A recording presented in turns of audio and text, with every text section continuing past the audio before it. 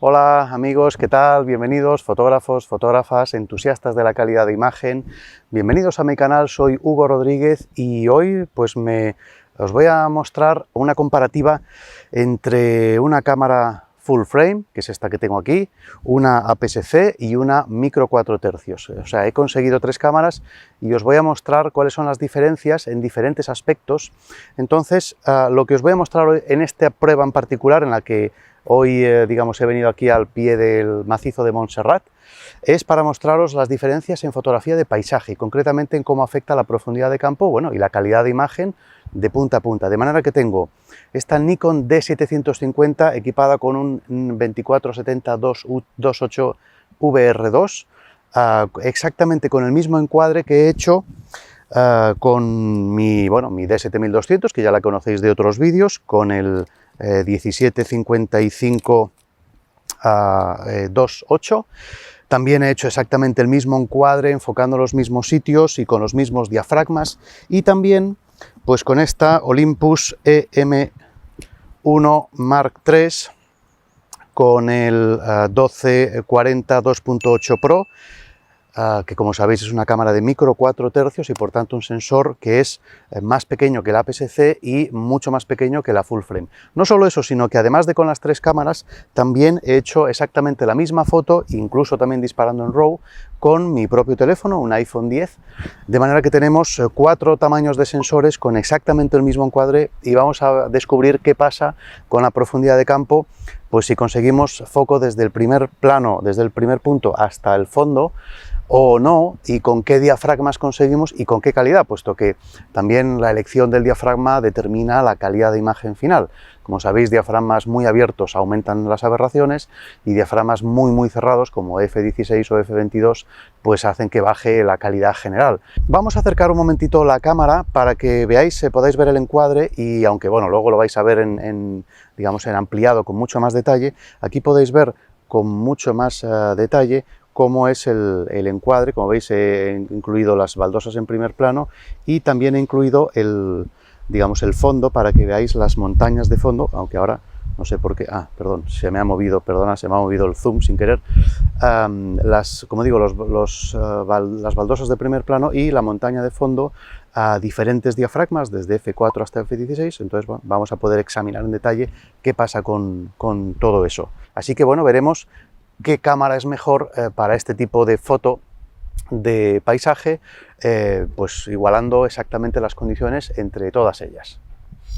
Efectivamente, aquí veis en qué está basado este segundo vídeo de la serie de la comparativa de los tres formatos de sensor, full frame, APS-C y micro 4 tercios. Y ahora os voy a enseñar los resultados de estas pruebas que os acabo de explicar y voy a comentarlos un poquito.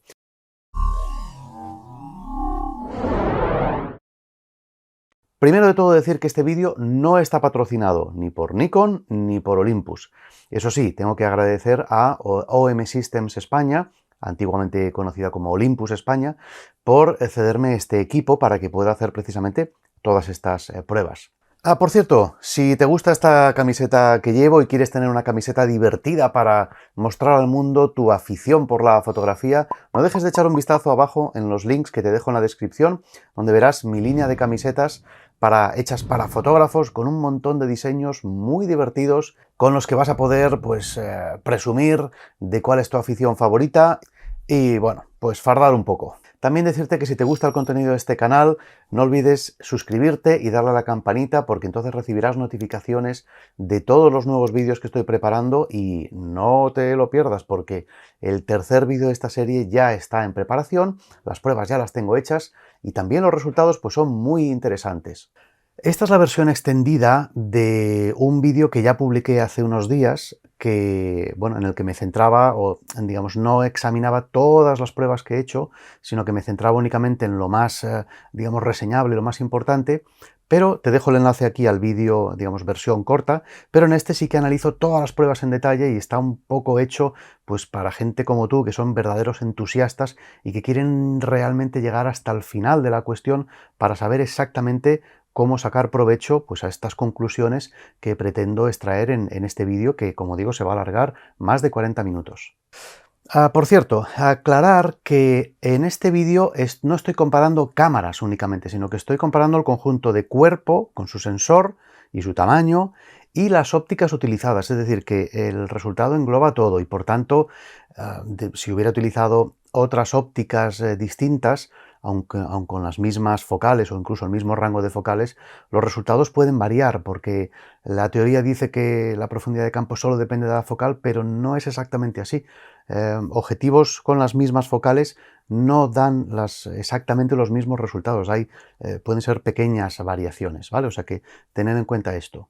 Bueno, pues voy a explicarte cómo está planteada esta prueba. Lo primero de todo decir que el objetivo a conseguir en esta prueba es profundidad de campo total, es decir, profundidad de campo desde el primer plano hasta el fondo. He tomado un encuadre en vertical porque es un encuadre que a mí personalmente me gusta mucho y porque además en fotografía de paisaje es más exigente, puesto que pone más a prueba el cómo conseguir precisamente más profundidad de campo, puesto que se consigue más encuadrando en vertical, ya que puedes meter un elemento que esté más en primer plano. Y una focal de 28 milímetros en full frame y luego las focales equivalentes en los otros formatos pequeños. Como las Nikon tienen 24 megapíxeles y son de formato 3.2 y la Olympus tiene 20 megapíxeles y formato 4.3, he tenido que hacer un pequeño cálculo para tratar de igualar resoluciones y el tamaño de los objetos. Es decir, lo que buscaba es que los mismos objetos, una vez fotografiados, los adoquines del suelo, el árbol del fondo, las montañas, tuvieran exactamente el mismo tamaño una vez que se amplían las fotos al 100%, para asegurar que podamos hacer una comparación equivalente. He tenido que cerrar un poquito el encuadre en la Olympus, un poquito nada más, para conseguir, pues eso, igualar resoluciones. Y no me voy a dejar mi guión para no olvidarme ningún punto. He pretendido que sea lo que, bueno, más o menos sería o representaría una foto de paisaje, pues eso, más o menos atractiva. He marcado 4 puntos distintos de foco, que serían el enfoque cercano, que es esta línea de baldosas que ahora os muestro, el enfoque, digamos, a media distancia, luego un enfoque lejano, que sería en el árbol del fondo, y luego ya directamente a las montañas del fondo. Entonces, he enfocado con las 3 cámaras en los 4 puntos de foco y en cada uno de ellos he tomado fotos a todos los diafragmas, desde 2.8 hasta 22.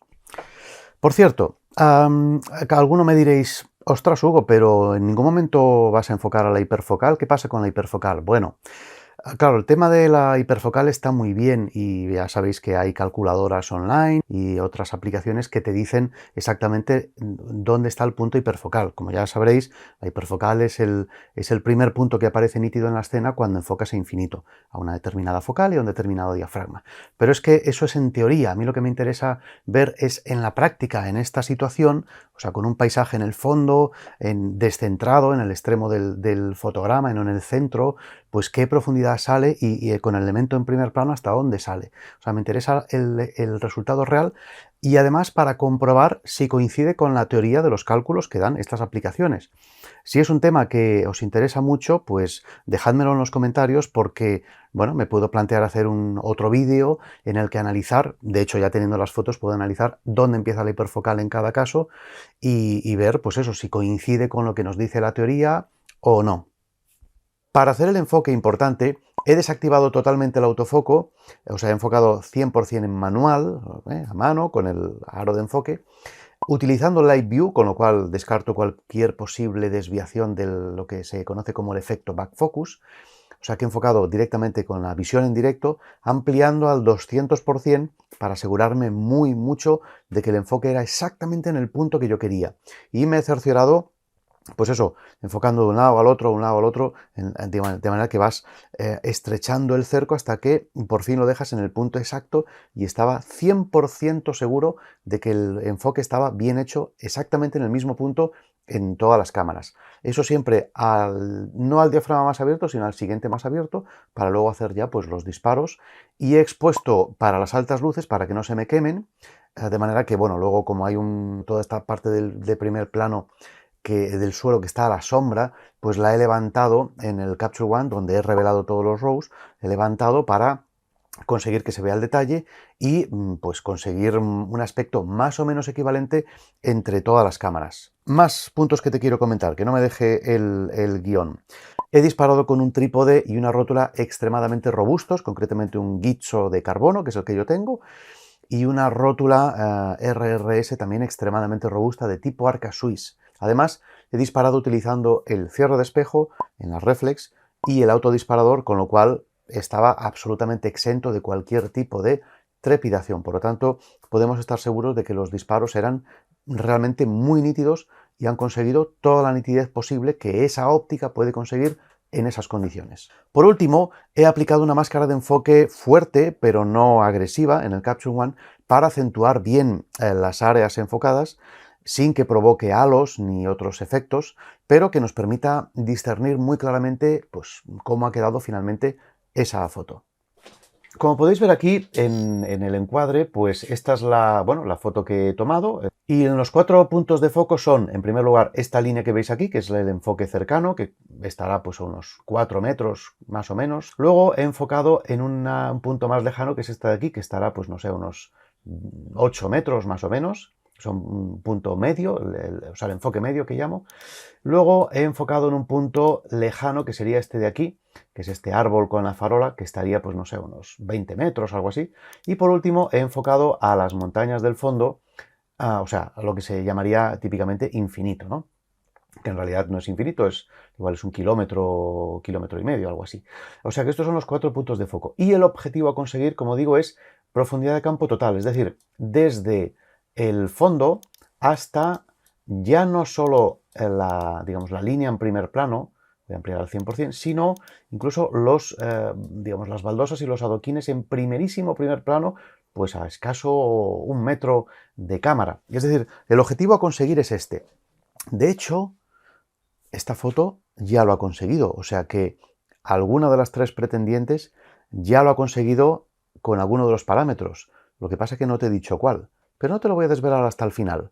Pero desde luego hay una que ya ha conseguido ese resultado y además con la mejor calidad posible. Bien, pues vamos a ver ahora los diferentes resultados y empezaré con las fotografías con enfoque cercano. Así que cógete palomitas, cógete papel y boli y cógete también un refresco porque la cosa promete, ya lo verás.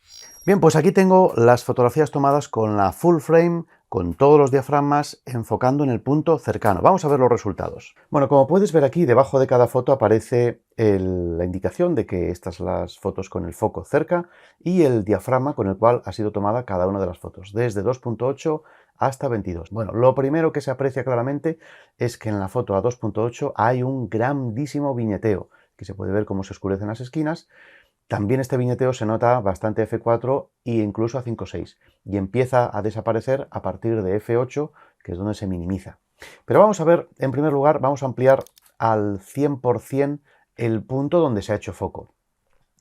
En este caso lo que vemos es que, bueno, el punto donde se ha hecho foco, claro, obviamente está enfocado en todas y la definición, que es lo que ahora os quería mostrar, es más o menos similar, pero si te fijas, a 2.8 y a 22 la definición decae ligeramente, mientras que entre f4 y f16 la definición es realmente muy alta. Esto es porque a diafragmas muy abiertos y a diafragmas muy cerrados, normalmente el rendimiento de la óptica decae y eso es porque a diafragmas muy abiertos aparecen muchas aberraciones y a diafragmas muy cerrados se corrigen la mayoría de aberraciones, excepto una que aumenta y estropea este resultado. Por eso, si quieres conseguir la máxima calidad, debes de evitar los diafragmas más abiertos y los diafragmas más cerrados por la difracción.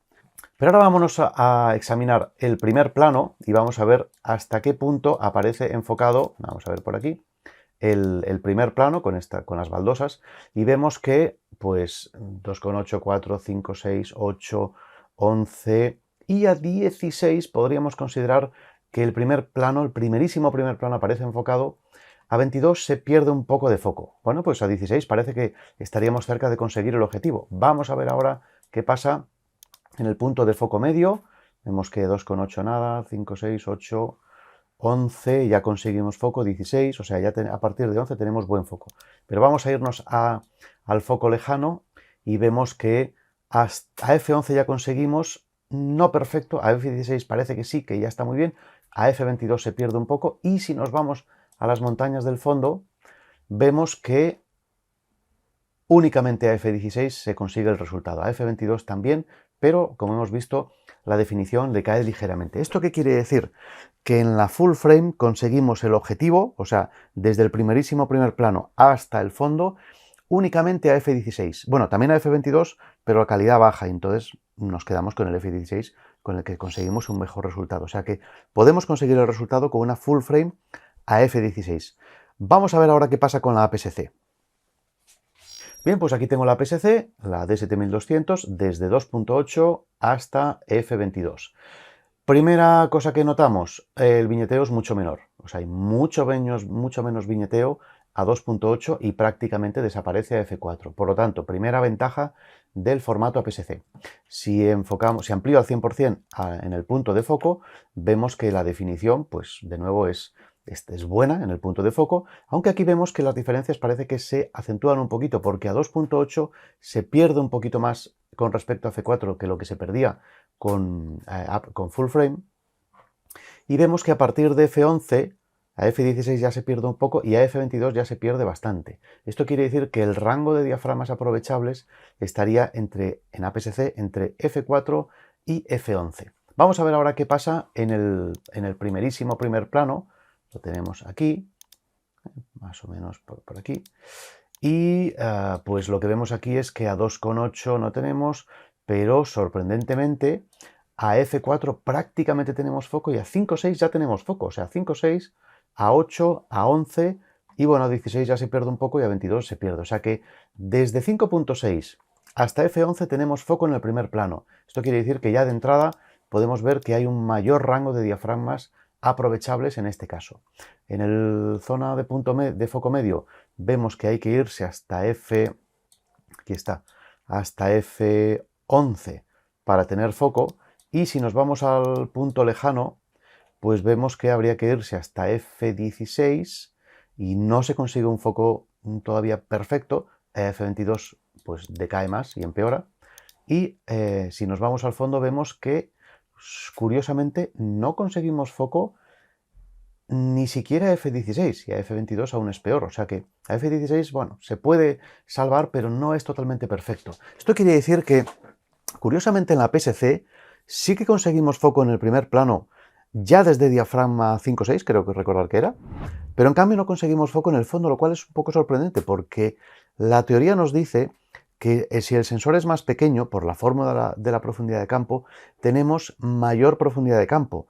Eso se ha visto en el primer plano, pero curiosamente no en el fondo. Pero vamos a ver ahora qué pasa con la micro 4 tercios. Y aquí tengo las fotos tomadas con la 4 tercios. Aquí puedes ver la Olympus M1, foco cercano y el diafragma, desde 2.8 de nuevo hasta 22.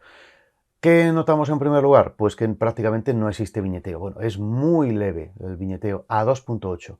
O sea que los diafragmas aprovechables parece que van a ser mayores. Vamos a ver ahora qué pasa con el foco. Y bueno, vemos que el foco a 2.8 realmente es extraordinario, porque es igual de nítido que a f4, a 5.6, a 8, a 11 parece que se empieza a perder un poquito, y 16 y 22 ya se pierde claramente. Por tanto, quiere decir que el rango aprovechable de diafragmas iría pues prácticamente desde 2.8 hasta f11. Vamos a ver ahora qué pasa en el primer plano. Y vemos aquí que pues tenemos foco pues prácticamente desde f5, 6, 8 hasta pues f11, y f16 ya pierde un poquito y a f22 ya pierde más. O sea que desde 5.6, que tenemos buena definición a 5.6, hasta prácticamente f11 tenemos un rango aprovechable. Vamos a ver ahora qué pasaría en el punto de foco lejano. Pues tenemos pues prácticamente desde 2.8, bueno, le faltaría un puntito, pero desde f4, 5, 6, 8, 11 tenemos todavía buena definición, y 16 y 22 ya no. Si nos vamos al punto de foco lejano, vemos que a f16 no tenemos buena definición y a f11 todavía se podría aprovechar, a 2.8 no. Y si me voy al fondo, pues vemos que prácticamente casi desde f4, 5, 6, si queremos realmente muy buena definición, tenemos definición perfecta en el fondo a 5, 6, a 8, a 11, y a 16 y 22 ya decae. Por lo tanto, ¿qué podemos entonces concluir de esta serie de foco cercano? Pues que claramente gana la micro 4 tercios, porque estamos viendo que desde 5.6 hasta 11, la micro 4 tercios consigue profundidad de campo total desde el primer plano hasta el fondo, y además, pues gracias a que utiliza diafragmas no tan cerrados, está dentro del rango óptimo de la óptica. Vemos que la full frame solo consigue ese resultado de f16, que ya está muy cerca del f22, que es un mal diafragma típicamente, y vemos que la APS-C tiene un resultado que ya llama la atención porque sí que consigue profundidad de campo hasta el primer plano, pero no hasta el fondo. Vamos a ver ahora qué pasa en las fotografías de foco en el punto medio. Bien, pues aquí las tenemos. De nuevo vemos un viñeteo fuerte, bastante acusado, y voy a ampliar al 100%, zona de foco, que como digo es esta línea de aquí, la zona de punto medio. Vemos que, bueno, en el punto enfocado, pues claro, hay buena nitidez, excepto a partir de 16 y 22, que es cuando ya la difracción empieza a aparecer y empieza a estropear el resultado. Si me vengo al primerísimo primer plano, para ver si consigo foco aquí, pues ¿qué veo? Pues que a 2,8 nada, 4, 5, 6, 8, 11, 16 no llega y 22 parece que llega, pero ya con baja definición. Si me voy al fondo directamente, ¿qué podemos ver? Pues que nada, 2, 8, 4, 5, 6, 8, 11, a 11 sí que conseguimos foco en el fondo, a 16 también y a 22 pues de nuevo decae. Por lo tanto, en la full frame no conseguimos foco total en ninguno de los diafragmas con un enfoque, pues eso, a varios metros en un punto medio. Vamos a ver ahora qué pasaría con la APS-C. Ampliamos en la zona de foco, aquí está, y vemos que hay buen foco pues prácticamente desde 2,8 hasta 11, parece que se empieza a perder un poquito, y 16 ya pierde más y 22 como habíamos visto. Vamos a ver el primer plano. Y vemos que en el primer plano pues tenemos foco pues prácticamente desde F8. En F8 te parece que tenemos buen foco, F8, 11, 16 decae un poquito y 22 de nuevo decae. O sea, vemos que la profundidad de campo se extiende hasta el primer plano ya a partir de F8. Y ahora vamos a ver el fondo. Ahí está. Y vemos que 2, 8, 4, 5, 6, 8. Y aquí ya empieza a aparecer una cosa muy sorprendente y es que desde 2,8 a 4 a 5, 6 es que la profundidad de campo en el fondo prácticamente no varía. 5, 6, 8, 11 y a 16 parece que por fin consigue profundidad de campo, pero no es totalmente perfecta, y a 22 empeora. Y la verdad, pues esto es bastante sorprendente porque, o sea, estamos viendo un resultado en el que sí que conseguimos profundidad de campo por delante, pero increíblemente la profundidad de campo por detrás no mejora. A medida que se cierra el diafragma, prácticamente se mantiene igual. A F16 parece que alcanza y a F22 de nuevo decae por la difracción, cual es una cosa bastante sorprendente. Pero vamos a ver la Olympus y luego vemos las conclusiones. Bueno, pues aquí tenemos la Olympus. De nuevo, si amplío la zona de foco, vemos que hay buena definición. Hasta 8 a 11 parece que baja un poquito y 16 y 22 pues ya pierde claramente. Si me voy al primer plano, vamos a ver aquí, vemos que 2, 8, 4, 5, 6, 8, aquí parece que ya tenemos buen foco, sí.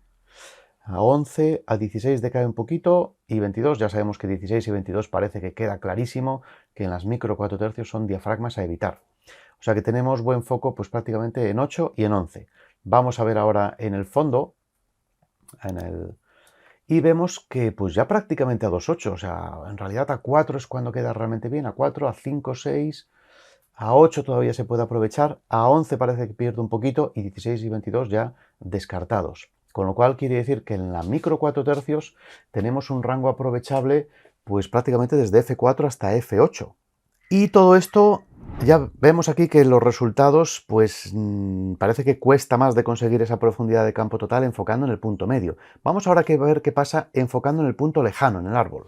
Pues aquí tenemos las fotos tomadas con la full frame. Amplío la zona de foco y vemos pues una nitidez pues prácticamente perfecta desde 2,8 hasta F11, a F16 decae un poquito y a f22 pues decae más. ¿Qué pasa con el foco en el primer plano? Pues vamos a ampliar aquí y vemos que aquí no hay foco, aquí tampoco, aquí tampoco, aquí tampoco, aquí tampoco, y aquí parece que sí que alcanza foco, pero con la pérdida de definición general A22 que realmente, bueno, se puede aprovechar, pero no interesaría. Por lo tanto, con la full frame lo que podemos concluir aquí es que no hay ningún diafragma aprovechable que llegue hasta el primer plano. En cambio, pues desde 2.8 prácticamente tenemos foco en el fondo, o sea, desde 2.8 hasta 11, a 16 ya decae un poquito y a 22 decae más, o sea que enfocando lejos claramente tenemos profundidad de campo pues ya, digamos, un rango de diafragmas prácticamente desde el más abierto de todos. Vamos a ver qué pasa con la APS-C. Y pues amplío en la zona de foco y vemos que tenemos foco, pues buen foco desde diafragma abierto hasta F11. Estos dos pues los descartaríamos. Aquí vemos que hay una gran pérdida por foco. Y si amplío esta zona de aquí, la del primer plano, pues vemos que aquí tenemos la misma baldosa de antes, las mismas baldosas de antes. Vemos que, pues sorprendentemente, a F11 parece que tenemos foco, parece que tenemos buen foco. A F16, bueno, aquí seguramente hubo alguna nube, o digamos que la parte en sombras ha bajado, pero hay que fijarse únicamente en el foco. Vemos que también hay foco, parece que la definición cae un poquito y aquí decae más. O sea que sorprendentemente con la APS-C tenemos buen foco a F11. Vamos a ver ahora qué pasa en el fondo. Pues tenemos a 2, 8, 4, 5, 6, 8, 11 y no acaba de tener foco, y a 16 tampoco todavía acaba de tener foco, y a 22 ya decae, o sea que sorprendentemente con la APS-C tenemos una profundidad de campo que parece que se extiende mucho más por delante que por detrás. Vamos a ver en la micro 4 tercios. Bien, pues aquí lo tenemos, ampliamos zona de foco y vemos que tenemos buen foco, buena definición, hasta prácticamente F8, a F11 ya ya empieza a decaer. Y si nos vamos al primer plano, pues tenemos que, aquí está, pues bueno, a F11 parece que podría aprovecharse, a F16 ya pierde y 22 también, a F11 se podría aprovechar.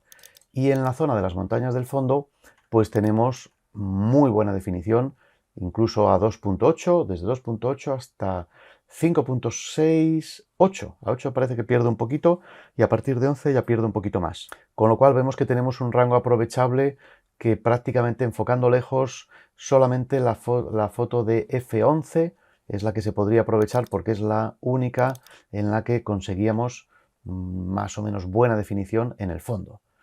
O sea que lo que vemos aquí es que enfocando lejos, con la única cámara que conseguimos profundidad de campo total, que es el objetivo a conseguir, es con la micro 4 tercios. Vamos a ver ahora qué pasaría enfocando en el fondo, o sea, infinito, que ya veremos que es el peor caso, pero que, bueno, muchas veces muchos fotógrafos lo hacen, aquello de enfocar al infinito y intentar que, pues, ganando profundidad de campo por delante, se consiga llenar, bueno, toda la escena nítida, pero ya veremos que no es la solución ideal. Bien, pues aquí tenemos la foto tomada con la full frame y, pues nada, en el punto de foco, pues nada, perfecto, hasta F11, F16 ya cae, y pues si me acerco a la línea de punto cercano, vemos que realmente solo consigue foco hasta F16 y ya sabemos que ahí la definición decae un poco, y si me acerco, pues probablemente lo que veremos, aquí lo estamos apreciando, es que no consigue foco en ningún punto. Tan solo se puede salvar un poco a F22, pero con una caída de calidad general. Vamos a ver ahora APS-C. Bien, pues aquí tenemos APS-C y ¿qué tenemos? En el punto del fondo, atentos porque aquí viene una cosa, aquí viene lo más sorprendente. Increíblemente, habiendo enfocado bien en el punto del fondo, resulta que no se consigue nitidez perfecta con esta óptica en ninguno de los diafragmas. Aunque si tuviera que aprovechar uno, pues seguramente elegiría el F11, F16, que es donde parece que la definición pues mejora. Curiosamente, si me voy a la zona del foco lejano, la definición entonces sí que es muy buena, hasta prácticamente F11. E incluso si me voy a las baldosas de primer plano, a partir de F8 ya tengo buena profundidad de campo. Y si me apuras, vamos a ver el primer plano, pues tenemos prácticamente, sí, aquí se podría salvar a f11 y a f16 podríamos decir que tenemos buena profundidad de campo. Acabo de descubrir una cosa bastante curiosa, y es que no el formato APS-C, sino el 1755 Nikkor, el 2.8 que he utilizado para la prueba, que es la óptica que precisamente tengo yo, increíblemente tiene una distribución de profundidad de campo que es asombrosa, porque resulta que la profundidad de campo que típicamente se extiende a 1/3 por delante y 2/3 por detrás, que esto es una norma que vamos, prácticamente todos los libros de fotografía explican, resulta que esta óptica parece que tiene una distribución de la profundidad de campo bastante particular y que se sale bastante de la norma, y que en vez de ser de esta manera, parece que tenga una distribución de 20% por detrás y 80% por delante, o 90%, lo cual es una cosa asombrosa que yo no había visto jamás en ninguna óptica. De hecho, yo ya notaba, cuando hacía fotos de paisaje, notaba que la zona de enfocada se me venía muy hacia adelante y siempre dudaba, digo, ¿habré enfocado bien? ¿No habré enfocado bien? Pero realmente hasta que no he hecho esta prueba con mi propia óptica, pues no me he dado cuenta que esta óptica tiene algo bastante raro. Y no ha recibido ningún golpe ni está estropeada, porque si tuviera algún golpe y se hubiera producido un descentrado de las lentes, entonces se notaría una diferencia entre un extremo, un lateral del encuadre y el otro, pero en este caso se ve exactamente igual. O sea, la profundidad de campo se distribuye igual por la izquierda que por la derecha, lo cual es bastante increíble. O sea, una óptica que no distribuye la profundidad de campo con 1/3, con la regla de 1/3 y 2/3. O sea, al ver este resultado, os aseguro que me quedé como... ¿Cómo? Pero, vamos a ver, pero si he enfocado en el fondo, ¿cómo puede ser que el fondo no quede enfocado? Y en cambio el primer plano sí que llega a estar enfocado. O sea, esto es una cosa increíble. O sea, todo el mundo sabe que la profundidad de campo se distribuye siempre más por detrás que por delante. ¿Por qué? ¿Qué ha pasado exactamente aquí? Vamos a indagar un momento en este fenómeno en particular. Me he cerciorado muy a conciencia, porque después de haber visto estos test los he repetido, y me he cerciorado muy a conciencia de haber enfocado bien, de haber desactivado el autofoco bien, de haber hecho el enfoque por Live View, digamos, ampliando al 200%, en fin, me he cerciorado el 100% de que estaba bien enfocado.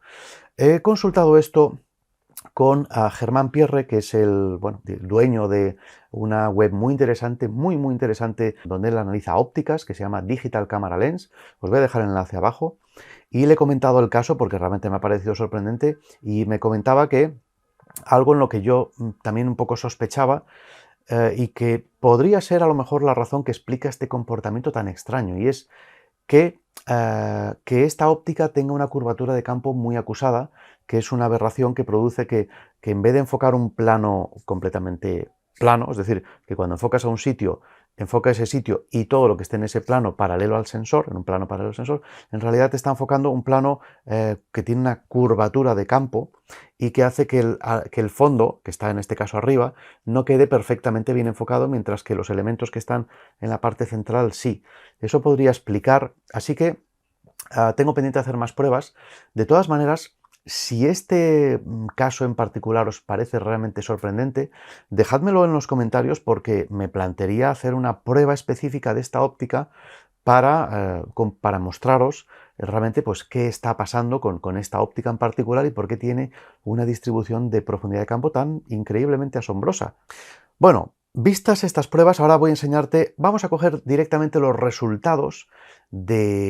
mejores resultados de cada una de ellas, y vamos a compararlos cara a cara para poder decir cuál es el formato ganador en esta prueba.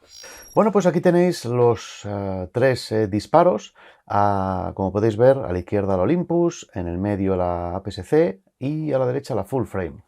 Y como veis, los encuadres, bueno, varían únicamente en el hecho de que por la parte de arriba y por la parte de abajo la Olympus pierde unos pocos píxeles por aquello de que tiene 4 megapíxeles menos. En este caso he escogido la mejor foto en cada caso, que es decir, la Olympus con el foco cercano a 5.6, la APS-C con el foco lejano a f11 y la 750 con el foco cercano a f16. Entonces, lo que podemos ver aquí es que, pues en el punto cercano, todas ellas tienen foco, y si nos vamos al primer plano, ¿qué podemos ver? Pues podemos, aquí, podemos ver que el nivel de definición pues es bastante similar en todas ellas, o sea, es un nivel de definición realmente bueno, se ve todo muy nítido y bueno, pues hay profundidad de campo pues prácticamente perfecta en todas ellas. Vamos a ver ahora qué pasaría aquí en la zona de foco lejano. Pues de nuevo vemos una definición muy buena en todas ellas, quizás un poquito menor en el caso de la APS-C, aunque esto ya es algo que se acusa particularmente a la óptica utilizada en este caso.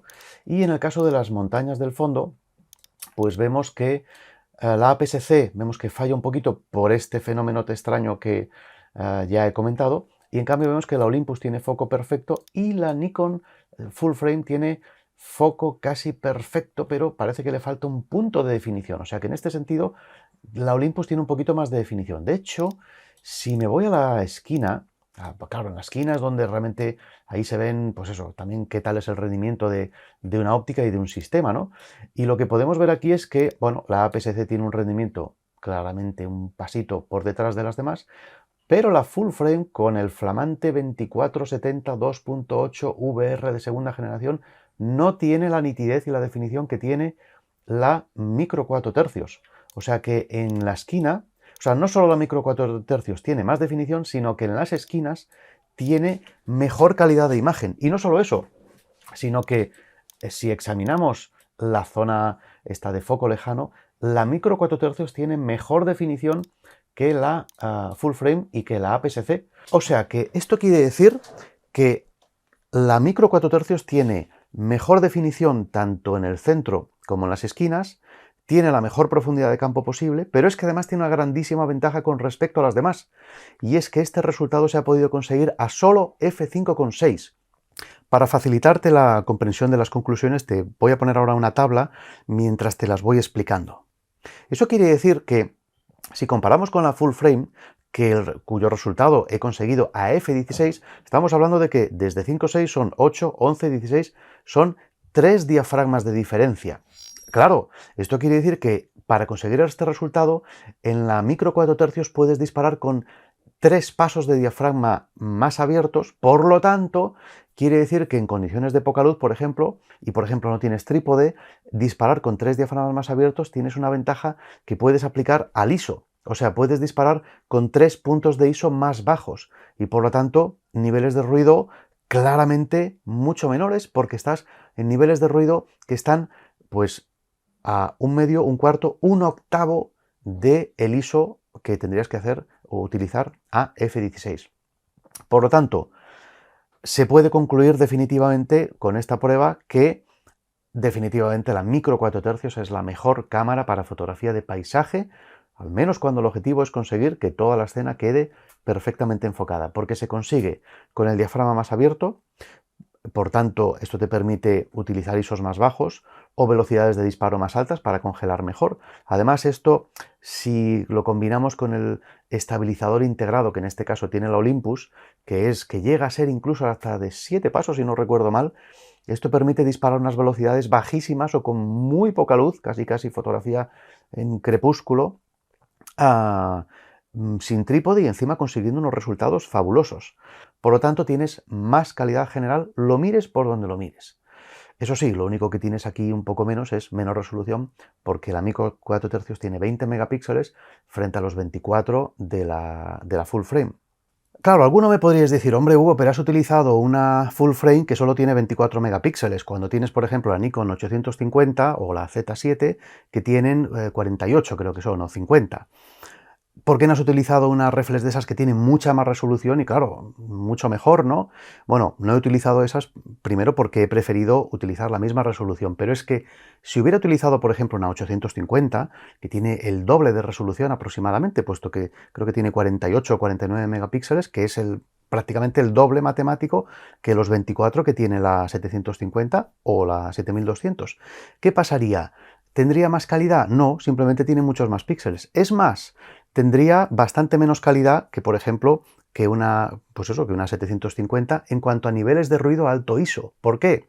Porque sí que es verdad que la 850 es una cámara posterior y utiliza una tecnología de sensor más avanzada que la 750, pero como la resolución es el doble, exactamente el doble, o lo que es lo mismo, la resolución en cuanto al número de celdas por milímetro lineal es la misma, ojo, la misma que la 7200, porque la 7200 tiene un sensor que es la mitad de área que la full frame. Claro, la mitad de área y la mitad de celdas. O sea, la 850 tiene el doble de área, puesto que es full frame, y tiene, en vez de 24, tiene 48 megapíxeles. ¿Eso qué quiere decir? Pues que las celdas prácticamente son iguales. Y como son iguales, ya no disfruta de la ventaja que disfruta la 750, que es que las celdas son mucho mayores y por lo tanto, concretamente 4 veces mayor en área, y por tanto captan 4 veces más fotones y por tanto tiene menos ruido, al menos en teoría. Mientras que la 850, al tener celdas iguales, puesto que si no, no caben el doble de celdas en el doble de área, a nivel de ruido es igual que la 7200. A nivel de ruido, y entonces a nivel de rango dinámico también, porque eso en principio no depende del tamaño de celda, y digamos, eso quiere decir que entonces están un poco igualadas. Pero es que además, en ese sentido, la 850, o sea, tiene sus desventajas, porque tener más resolución es la ventaja, sí, tienes más resolución, pero es mucho más exigente con las ópticas que a 20 o 24 megapíxeles te funcionan, a 50 le sacas los defectos mucho más, en las esquinas, en el centro, a falta de definición, las fotos son mucho más grandes y pesan mucho más, las tarjetas se llenan mucho antes, tienes que comprar tarjetas más grandes, tardas más tiempo en descargar, tardas mucho más tiempo en procesar las imágenes, ocupas mucho más espacio en el disco duro, en fin, o sea, todo se vuelve más lento y son más inconvenientes para luego al final utilizar una resolución 50 megapíxeles que en poquísimas ocasiones vas a necesitar, porque 50 megapíxeles, desde luego, para usar en Instagram o en Facebook no te sirven para nada. Eso es para hacer ampliaciones de realmente de 80, 90 centímetros o más de 1 metro. ¿Cuántas veces vas a imprimir fotos de, por ejemplo, 1 metro o metro y medio en papel, impresión real, a partir de tus fotos? Pues una de miles de fotos. Realmente el número de fotos que vas a imprimir a ese tamaño es bajísimo. Una de las pocas utilidades que tiene, por ejemplo, es hacer un crop, hacer un recorte y quedarte con una parte. Sí, pero bueno, también para eso puedes usar una focal más larga y acabas antes. O sea que bueno, también es muy discutible y no es un tema en el que me quiero ahora meter a profundizar mucho más porque también, pues bueno, alargaría mucho más el vídeo. Pero sí que comentar que, ya que alguno me diríais, hombre, es que puedes utilizar, pues eso, una full frame como la 850. Bueno, en la Olympus puedes utilizar el modo de disparo de alta resolución que realiza 16 disparos haciendo un pixel shifting del sensor en el que al final se combinan todos ellos para producir un único RAW de 80 megapíxeles si disparas en trípode, 50 si disparas a mano, que además no tiene patrón Bayer, o sea, no tiene interpolación de color, y encima tiene un rango dinámico muy superior al disparo normal. Por cierto, sobre este tema ya hice un vídeo hace un año explicando este sistema y analizando este sistema en detalle. Te dejo el enlace aquí por si lo quieres ver, en el que es un vídeo que formaba parte de la serie de vídeos en el que analizaba la Olympus EM1 Mark III, la misma que he utilizado ahora. Por cierto, comentar también que la full frame tiene una desventaja adicional, y es que no me olvide decirla, me ayudo de mi guión, y es que produce muchísimo viñeteo a diafragmas abiertos. Los diafragmas 2.8 y 4 no son muy aprovechables porque el viñeteo es muy fuerte. Claro que se puede corregir por software, no hay problema, pero esa corrección por software, al aclarar las esquinas, levanta el ruido de las sombras. Por lo tanto, la calidad decae. Mientras que la APS-C prácticamente tiene muy poquito viñeteo y la micro 4 tercios pues prácticamente es inexistente. O sea que, como digo, tomando en cuenta todos los factores, está claro que la gran ganadora es la micro 4 tercios, seguida de la APS-C, que consigue muy buena profundidad de campo, con un rango de aperturas mayor, y la full frame es la peor porque solo consigue, en uno de los casos, consigue el objetivo, en el único caso posible, que es enfocando cerca y a diafragma 16. Bueno, muchas gracias por ver el vídeo hasta el final. Si has llegado hasta aquí es que eres un verdadero apasionado de la fotografía y querías realmente descubrir las respuestas a esta gran cuestión que lleva planteándose mucho tiempo. Así que muchas gracias por llegar hasta aquí. Si te ha gustado el vídeo, hombre, déjame un pulgar arriba que me ayudará mucho, compártelo entre tus amistades y en tus redes sociales, lo cual me ayudará a darle más difusión. Y bueno, si tienes comentarios, ya sabes, déjamelos abajo. Trataré de responder los comentarios, especialmente en los primeros días, en la medida de que el tiempo me lo permita. Y nada más, espero que te haya gustado. Nos vemos en el próximo vídeo. No te lo pierdas porque vendrá la prueba de retrato, que también va a ser bastante curiosa. Venga, nos vemos en el próximo vídeo. Hasta luego. Adeu. Si te ha gustado este vídeo, te invito a que eches un vistazo a mi página web, donde puedes ver los cursos que imparto, los libros de fotografía que he publicado, las cartas de color o mis servicios de asesoramiento y calibración en temas de gestión de color, así como mi galería de fotos. Bueno, y si no te interesa nada de eso, pues igualmente muchas gracias por ver el vídeo y nos vemos en los próximos.